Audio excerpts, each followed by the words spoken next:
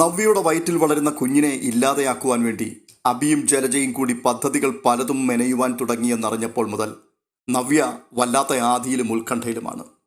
എന്നാൽ നവ്യയുടെ കാര്യത്തിൽ യാതൊരു പ്രശ്നങ്ങളും ഉണ്ടാകുവാൻ പാടില്ല എന്ന വലിയൊരു നിർബന്ധം ദേവയാനിക്കുള്ളതുകൊണ്ട് ദേവയാനി മുൻകൈയെടുത്തിട്ട് കനകയെ അനന്തപുരിയിലേക്ക് കൊണ്ടുവന്നിരിക്കുകയാണ്. അനന്തപുരിയിലേക്കുള്ള കനകയുടെ വരവിൽ ആകെ സ്വസ്ഥത നഷ്ടപ്പെട്ടിരിക്കുകയാണ് ജലജ. കാരണം ഇതിനു മുൻപൊരിക്കൽ കനക അനന്തപുരിയിൽ വന്നു നിന്നപ്പോൾ ജലജയ്ക്ക് ഇടം വലം തിരിയുവാൻ കഴിയാത്ത തരത്തിൽ ആകെ പ്രശ്നങ്ങളുണ്ടാക്കി കളഞ്ഞു കനക.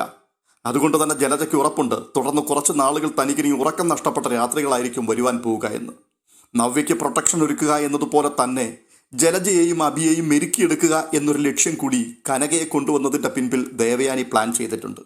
അത് കൃത്യമായി ചെയ്യുവാൻ അറിയാവുന്നയാൾ കനക തന്നെയാണ് എന്ന് ദേവയാനിക്ക് അറിയുകയും ചെയ്യാം. കനകയ്ക്ക് വിശ്രമിക്കുവാനിരിക്കുന്ന സ്ഥലം അത് ജലജയുടെ ബെഡ്റൂം തന്നെയാണ്. പണ്ടും അങ്ങനെ തന്നെ ആയിരുന്നുവല്ലോ.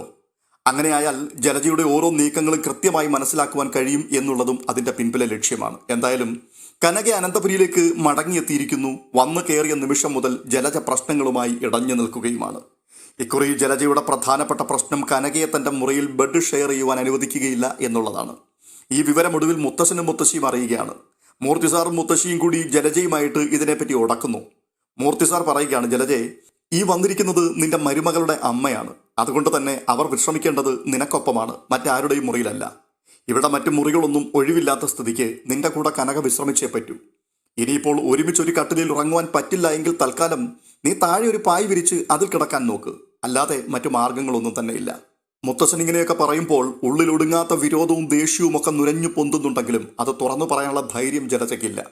എന്നാൽ മുത്തശ്ശനും മുത്തശ്ശിയും ജലജയുമായി സംസാരിക്കുന്നതെല്ലാം കനക മറഞ്ഞു നിന്ന് ആ സമയത്ത് കേൾക്കുന്നുമുണ്ട്. സംസാരമൊക്കെ കഴിഞ്ഞ് ജലജ മുറിയിലേക്ക് മടങ്ങി വരുമ്പോൾ കനക പറയുകയാണ്, എല്ലാം ഞാൻ കേട്ടു. ഞാനിപ്പോൾ ഈ മുറിക്കകത്ത് ജലജയ്ക്കൊപ്പം കുറച്ചു ദിവസം കഴിയുന്നതിൽ എന്താണ് ജലജയ്ക്ക് ഇത്ര ബുദ്ധിമുട്ട്? ഞാൻ കയറി അങ്ങ് പിടിച്ചു തിന്നു കളയുമോ? നമുക്ക് ഒരുമിച്ച് അഡ്ജസ്റ്റ് ചെയ്യാമെന്നേ. എനിക്കാണെങ്കിൽ ഈ മുറി ഭയങ്കര ഇഷ്ടവുമാണ്. പിന്നെ ജലജയ്ക്ക് എൻ്റെ ഒപ്പം ബെഡിൽ കിടക്കുവാൻ പറ്റില്ല എങ്കിൽ മുത്തശ്ശൻ പറഞ്ഞത് തന്നെയാണ് നല്ല മാർഗം. തറയിലൊരു ബെഡ്ഷീറ്റോ പായോ വല്ലതും വിരിച്ച് കിടന്നോളൂ. എന്തായാലും ഞാൻ തറയിൽ കിടക്കുവാൻ തയ്യാറല്ല. പിന്നെ ഈ വീട്ടിലെ മുതിർന്ന ആൾക്കാരൊക്കെ പറയുന്നത് നമ്മൾ ഇളമുറക്കാർ വേണ്ടേ അംഗീകരിക്കാൻ? വേണ്ടേ ജലജെ? ഉടനെ ജലജ മനസ്സിൽ പെറുപിറുക്കുകയാണ്. അവിടെ മോട ഇവിടുത്തെ പൊറുതി എങ്ങനെ അവസാനിപ്പിച്ച് ഒന്ന് പുറത്താക്കാൻ കഴിയുമെന്ന് ഓർത്ത് ഉള്ളുരുകി നടക്കുമ്പോഴാണ് തള്ളയും കൂടി ഇപ്പോൾ സ്വസ്ഥത കളയാൻ വേണ്ടി വന്നു കയറിയിരിക്കുന്നത്. ഞാൻ നിന്നെ പൊറുപ്പിക്കുന്നുണ്ടടി. ആ സമയത്ത് ജലജയുടെ മുഖഭാവം മനസ്സിലാക്കിക്കൊണ്ട് കനക ചോദിക്കുകയാണ്, അല്ല ജലജെ, ഞാനിവിടെ വലിയ കാര്യങ്ങളൊക്കെ സംസാരിച്ചു കൊണ്ടിരിക്കുമ്പോൾ ജലജ എങ്ങോട്ടിട്ട് പോയല്ലോ? ടൂറ് പോയതാണോ? എനിക്കറിയാം ജലജ എന്താണ് ഇപ്പോൾ മനസ്സിൽ പറഞ്ഞതെന്ന്. മോളെ എങ്ങനെയെങ്കിലും കെട്ടുകെട്ടിക്കാൻ വേണ്ടി കാത്തിരിക്കുമ്പോഴാണ് അമ്മയുടെ വരവെന്നല്ലേ? ജലജെ, മനുഷ്യനായാൽ അത്യാവശ്യം ഉണ്ടാകേണ്ടത് കുറച്ച് മനുഷ്യത്വമൊക്കെയാണ്. നമ്മളൊക്കെ വളരെ കുറച്ചുനാൾ മാത്രം ഈ ഭൂമിയിൽ ജീവിച്ചിട്ട് പോകുന്നവരാണ്. എന്ന് വെച്ചാൽ നമ്മളൊക്കെ ചത്തുപോകുന്ന മനുഷ്യരാണ്. അന്നേരം നമ്മൾ ഈ വെട്ടിപ്പിടിക്കുന്നതും കൂട്ടിവെക്കുന്നതും ഒന്നും കൊണ്ടുപോകില്ല. അതുകൊണ്ട് ഈ ഭൂമിയിൽ ജീവിക്കുന്ന ചുരുങ്ങിയ കാലഘട്ടത്തിൽ ദൈവം നൽകുന്ന അനുഗ്രഹങ്ങളും നന്മകളും ഒക്കെ അനുഭവിച്ച് സമാധാനമായി ജീവിക്കാൻ ശ്രമിക്കുക. അല്ലാതെ അസൂയയും പകയും വെറുപ്പും ഒക്കെ ആയിട്ട് ഇങ്ങനെ നടന്നതുകൊണ്ട് എന്താ ജലജയെ പ്രയോജനം? പിന്നെ ഞാനിതൊന്നും പറഞ്ഞതുകൊണ്ട് ജലജയുടെ തലയിലൊന്നും കയറില്ലെന്ന് എനിക്ക് നന്നായിട്ട് അറിയാം. എങ്കിലും ഞാനൊന്ന് ശ്രമിക്കട്ടെ ജലജയെ നന്നാക്കാൻ പറ്റുമോന്ന്. അപ്പോൾ ജലജ നല്ല കുട്ടിയായിരിക്കണം കേട്ടോ. നവ്യയും നയനയും ഒക്കെ പറയുന്നത് കേട്ടിരുന്നു, എന്തൊക്കെയോ വീഡിയോ ക്ലിപ്പുകൾ കയ്യിലുണ്ടെന്ന്. അതൊക്കെ കൈവശമുള്ളത് കൊണ്ടാണ് അവരും ഇവിടെ പിടിച്ചു നിൽക്കുന്നത്. കാര്യങ്ങൾ അങ്ങനെയൊക്കെ ആയ സ്ഥിതിക്ക് ജലജ കുറച്ച് ഒതുങ്ങുന്നത് നല്ലതാണ്. എന്തായാലും കൂടുതൽ സംസാരിക്കാനൊന്നും ഞാനില്ല. തൽക്കാലം എനിക്ക് നല്ല ക്ഷീണമുണ്ട്. അതുകൊണ്ട് ജലജ പോയിട്ട് എനിക്ക് നല്ല ഒന്നാം തരം ഒരു ഓറഞ്ച് ജ്യൂസ് ഉണ്ടാക്കിക്കൊണ്ടുവാ, ഞാനൊന്ന് കുടിക്കട്ടെ. കനകയുടെ ഈ സംസാരങ്ങളെല്ലാം കേട്ടുകൊണ്ട് വീർപ്പ് മുട്ടി നിന്ന ജലജ ഓറഞ്ച് ജ്യൂസ് കൂടി കൊണ്ടുവരാൻ പറഞ്ഞപ്പോഴേക്കും പൊട്ടിത്തെറിക്കാൻ തുടങ്ങുകയാണ്. പക്ഷേ പെട്ടെന്ന് ജലജയുടെ മനസ്സിൽ പറയുകയാണ്, വേണ്ട, ഇപ്പോൾ ഇവിടെ ബുദ്ധിപരമായിട്ട് നീങ്ങിയേ പറ്റൂ. ഇല്ലെങ്കിൽ എന്നെ സപ്പോർട്ട് ചെയ്യുവാൻ ഇവിടെ ആരും ഉണ്ടാവില്ല. അവളുമാരും ഈ തള്ളയും ഒക്കെ കൂടിയാണല്ലോ ഇപ്പോൾ മേൽക്കൈ നേടി നിൽക്കുന്നത്. അതുകൊണ്ട് തന്നെ ബുദ്ധിപരമായിട്ട് നീങ്ങാം. ഇത് പറഞ്ഞിട്ട് ശരി ശരി, ഓറഞ്ച് ജ്യൂസ് എങ്കിൽ ഓറഞ്ച് ജ്യൂസ് എന്ന് പറഞ്ഞ് നേരെ അടുക്കളയിലേക്ക് പോവുകയാണ്. ജലജ അവിടെ എത്തുമ്പോൾ രേവതി അടുക്കളയിലുണ്ടായിരുന്നു. ജലജയെ കണ്ടു കഴിഞ്ഞപ്പോഴേക്കും രേവതി പറയുകയാണ്, എൻ്റെ ജലജയെ, നിനക്ക് വേറെ പണിയൊന്നുമില്ലേ? ആ തള്ളയെ നീ എന്തിനാണ് നിന്റെ മുറിയിൽ കയറ്റി കിടത്തുന്നത്? നമുക്കൊക്കെ ഒരു സ്റ്റാൻഡേർഡ് ഉണ്ട് ജലജെ. ആ നിലവാരത്തിലുള്ള ആൾക്കാരുമായി മാത്രമേ നമുക്ക് സഹകരണം പോലും പാടുള്ളൂ. ഒരു ഗതിയും പരഗതിയും ഇല്ലാതെ എവിടെയൊക്കെയോ തെണ്ടിത്തിരിഞ്ഞ് നടന്ന ഇവരെയൊക്കെ പിടിച്ച് ബെഡ്റൂമിൽ കയറ്റി കിടത്തുക എന്നൊക്കെ പറഞ്ഞു കഴിഞ്ഞാൽ അതെനിക്ക് സങ്കല്പിക്കാൻ പോലും പറ്റുന്നില്ല. അതുകൊണ്ട് നീ എത്രയും പെട്ടെന്ന് നിന്റെ മുറിക്കകത്തു നിന്ന് ഇവരെ ഇറക്കി വിടണം. അവരെവിടെയെങ്കിലും പോയി കിടക്കട്ടെ. അപ്പോൾ ജലജ പറയുകയാണ്, എന്ത് ചെയ്യാനാ രേവതി? നമ്മുടെ പൊന്നു പിച്ചളയായി പോയതിന് തട്ടാനെ കുറ്റം പറഞ്ഞിട്ട് കാര്യമില്ലല്ലോ. എല്ലാറ്റിൻ്റെയും കാരണക്കാരൻ എൻ്റെ മകൻ തന്നെയാണ്. അവൻ കഴകത്തില്ലാത്തവനായി പോയി. അതുകൊണ്ടല്ലേ ഞാനിപ്പോൾ ഈ കുരിശൊക്കെ ചുമക്കേണ്ടി വരുന്നത്. ആ, ഓരോരോ വിധി അനുഭവിക്കുകയല്ലാതെ ഇപ്പോൾ എന്തു ചെയ്യാനാ? ഉടനെ രേവതി പറയുകയാണ്, ജലജ അങ്ങനെ പറയരുത്. ഈ വീട്ടിലുള്ള ആണുങ്ങളുടെ കൂട്ടത്തിൽ ആണത്തവും കാര്യഗൗരവമുള്ളവനും അഭി തന്നെയാണെന്നാണ് എനിക്ക് തോന്നിയിട്ടുള്ളത്. പലപ്പോഴും വേണുവേട്ടനും അതെന്നോട് പറഞ്ഞിട്ടുണ്ട്. അനാവശ്യ സെന്റിമെന്റ്സുകളൊന്നും അവനില്ല. അവൻ അവന്റെ കാര്യം നോക്കി നടക്കുന്നു. അല്ലാതെ മുത്തശ്ശൻ മുത്തശ്ശി എന്നോ സ്വന്തം ബന്ധം എന്നൊക്കെയോ പറഞ്ഞ് അവൻ അവന്റെ സ്വസ്ഥതയൊന്നും കളയുന്നില്ല. ഒരു വിധത്തിൽ പറഞ്ഞാൽ ഈ കാലഘട്ടത്തിൽ ജീവിക്കാൻ അതാണ് നല്ലത്. സ്നേഹം, ബന്ധം, തറവാട് എന്നൊക്കെ പറഞ്ഞ് നടന്നു കഴിഞ്ഞാൽ ആരും എങ്ങും എത്തില്ല.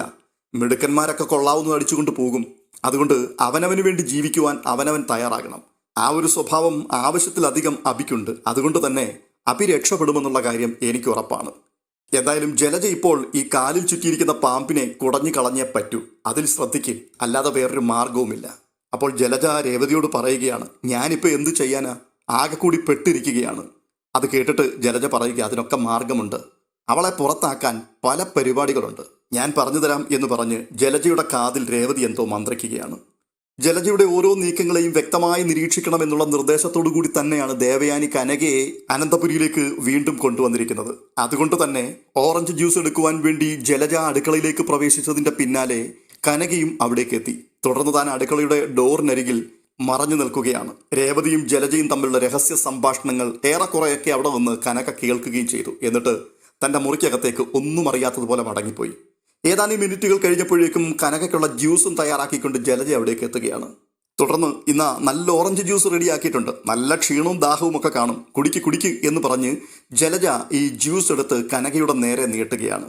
കനകയ്ക്കുള്ള ആദ്യത്തെ ഡോസ് എന്ന രീതിയിൽ ഈ ജ്യൂസിനുള്ളിൽ സോപ്പ് പൊടിയുമൊക്കെ കലക്കിയിട്ടാണ് ജലജ വന്നിരിക്കുന്നത്. ഇത് രേവതിയുടെ ബുദ്ധിയായിരുന്നു. ഇത്തരത്തിലുള്ള ഉടായ്പകൾക്കെല്ലാം മിടുക്കിയാണല്ലോ രേവതി. എന്നാൽ ഈ ജ്യൂസിനകത്ത് ഈ ഉടായ്പ് കാട്ടിയിട്ടുണ്ട് എന്ന് കൃത്യമായി മനസ്സിലാക്കിക്കൊണ്ട് കനക മനസ്സിൽ പറയുകയാണ്, ജലജയെ നീ മനസ്സിൽ കണ്ടപ്പോൾ കനക അത് മാനത്ത് കണ്ടു. അതുകൊണ്ട് തൽക്കാലം ഈ ജ്യൂസ് നിന്നെ കൊണ്ട് ഞാൻ കുടിപ്പിക്കും. ഇത് പറഞ്ഞിട്ട് അപ്രതീക്ഷിതമായി ജലജയെ ഞെട്ടിച്ചുകൊണ്ട് കനക പറയുകയാണ്, നല്ല ദാഹമുണ്ടായിരുന്നു, പക്ഷേ എന്തോ ഇപ്പോൾ മധുരം കുടിക്കാനുള്ള ഒരു ആഗ്രഹം അതങ്ങില്ലാതെ പോയി. സാരമില്ല, തൽക്കാലം ജലജ ഇതങ്ങ് കുടിക്ക്. ഞാൻ കുടിക്കാനോ? എനിക്ക് വേണ്ട, ഞാൻ നിങ്ങൾക്ക് വേണ്ടി കൊണ്ടുവന്നതാണിത്, നിങ്ങൾ കുടിക്ക് എന്ന് പറഞ്ഞ് വീണ്ടും ജലജ ഈ ഗ്ലാസ് വെച്ച് നീട്ടുമ്പോൾ കനക പറയുകയാണ്, ജലജയ്ക്ക് ഷുഗർ ഒന്നുമില്ലല്ലോ ജലജയെ, ഒരു ഓറഞ്ച് ജ്യൂസ് കുടിച്ചു എന്ന് കരുതി ഒരു കുരുവും വരില്ല, അതുകൊണ്ട് കണ്ണുമടച്ചൊരൊറ്റ വരിക്കങ്ങ് കുടിക്ക് എന്ന് പറഞ്ഞ് ജലജയുടെ കയ്യിൽ നിന്ന് ആ ജ്യൂസും ഗ്ലാസും കനക അങ്ങ് വാങ്ങുകയാണ്. അപ്പോൾ ജലജ വീണ്ടും പറയുന്നു, എനിക്ക് വേണ്ടെന്ന് പറഞ്ഞില്ലേ, അതുമാത്രവുമല്ല ഞാൻ മറ്റുള്ളവർക്ക് ഉണ്ടാക്കിയതൊന്നും കുടിക്കാറുമില്ല. ഇത്രയും കേട്ടപ്പോഴേക്കും കനക മുൻപോട്ട് നടന്ന് മെല്ലെ കതകിന്റെ കുറ്റി അങ്ങിട്ടു. എന്നിട്ട് ജലജയോട്, നീ മറ്റുള്ളവർക്ക് ഉണ്ടാക്കിയത് കഴിക്കില്ലല്ലേ? എന്താ ജലജ, അനന്തപുരിയിൽ ഭക്ഷണം ഉണ്ടാക്കുന്നത് ജലജയ്ക്ക് വേണ്ടി മാത്രമാണോ, അതോ എല്ലാവർക്കും കൂടിയാണോ? എല്ലാവർക്കും കൂടി ഉണ്ടാക്കുന്നതിൻ്റെ ഒരു പങ്കല്ലേ നീയും കഴിക്കുന്നത്. അപ്പോൾ പിന്നെ ഇങ്ങനെയൊക്കെ പറയാമോ? ഇതിപ്പോൾ ഞാൻ കുടിച്ചതിന്റെ ബാക്കിയുമല്ല, നീ ഉണ്ടാക്കിക്കൊണ്ടുവന്ന ജ്യൂസ്, അതെനിക്ക് വേണ്ട, നീ കുടിച്ചോ എന്ന് പറയുമ്പോൾ അതിന് ഇത്രയും ഷോ കാണിക്കേണ്ട ആവശ്യമുണ്ടോ? പിന്നെ ജലജെ, അനന്തപുരിയിലേക്ക് കനക വീണ്ടും വന്നതിന്റെ പിൻപിൽ ഒരു പ്രധാന ഉദ്ദേശമുണ്ട്. അതെന്റെ മകളുടെ പ്രസവമാണ്. എന്നാൽ അതോടൊപ്പം തന്നെ പ്രാധാന്യമുള്ള മറ്റൊരു കാര്യം കൂടിയുണ്ട്. അത് ജലജയുടെ അധികമുള്ളൊരു എല്ലുണ്ടല്ലോ, അത് ഊരാൻ കൂടിയാണ്. അത് ഊരിയിട്ടേ കനക പോകും. തൽക്കാലം നീ ഇത് കുടിക്ക്. എനിക്ക് വേണ്ടെന്നല്ലേ പറഞ്ഞത്? അങ്ങനെ അങ്ങോട്ട് പറഞ്ഞാൽ പറ്റില്ലല്ലോ ജലജെ. കുടിക്കടി, കുടിക്കാനല്ലേ പറഞ്ഞത്? ഇത്രയും പറഞ്ഞുകൊണ്ട് ജലജയെ ഭിത്തിയോട് ചേർത്തമർത്തി ഒരു കൈകൊണ്ട് ജലജയുടെ 2 കൈകളും നെഞ്ചോട് അമർത്തി വെച്ചുകൊണ്ട് ആ ഓറഞ്ച് ജ്യൂസ് ഒരൊറ്റ നിമിഷത്തിൽ ജലജയുടെ വായിലേക്ക് നിർബന്ധപൂർവ്വം കനക മുഴുവനും ഒഴിച്ചു കൊടുത്തു.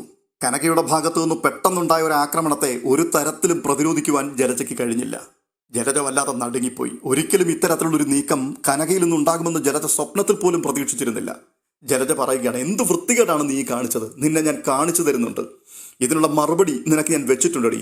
അപ്പോൾ കനക പറയുകയാണ്, നീ എന്തിനാ ജലജ ഇത്രയും ചൂടാകുന്നത്? ഒരു ഗ്ലാസ് ഓറഞ്ച് ജ്യൂസ് കുടിച്ചതുകൊണ്ടാണോ? അതും നീ തയ്യാറാക്കി കൊണ്ടുവന്ന ജ്യൂസ്, ഞാനല്ലല്ലോ ഇതുണ്ടാക്കിയത്. എന്നിട്ട് ആ ഗ്ലാസിന്റെ അടിഭാഗത്തേക്ക് കനക നോക്കുമ്പോൾ എന്തോ വെളുത്ത് കട്ടിയായിട്ട് കിടക്കുന്നത് കണ്ടു. അത് കണ്ടിട്ട് കനക പറയുകയാണ്, ഇതെന്താണ് ഓറഞ്ച് ജ്യൂസിനുള്ളിൽ വെളുത്ത് കിടക്കുന്നത്? ഓ, ഇത് സോപ്പ് പൊടിയാണ് അല്ലേ?